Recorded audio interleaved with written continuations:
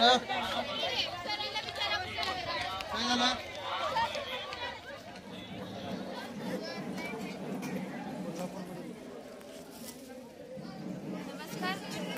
नाव अक्षर हसुरे. मी इयत्ता 9वी अ मध्ये शिकत आहे. आमची शैक्षणिक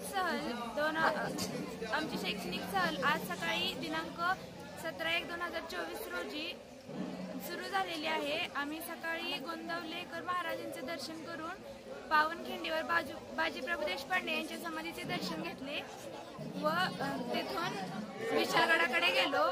तिथेही सगळ्यांनी दर्शन घेतले व आता इथे दख्खनचा राजा ज्योतिबा इथे दर्शन घेण्यास आलेलो आहोत. ज्याप्रमाणे शिवाजी महाराज आई तुळजाभवानीला मानत होते तसेच अख्खा महाराष्ट्र दख्खनचा राजा ज्योतिबा यांना मानतो. आमचे या ठिकाणी मनसोक्त दर्शन झालेले आहे. इथे कोणत्याही प्रकारची गर्दी नाही, निवांत दर्शन झालेले आहे. अशा प्रकारे इथे आमचे मनसोक्त व निवांत दर्शन झालेले आहे.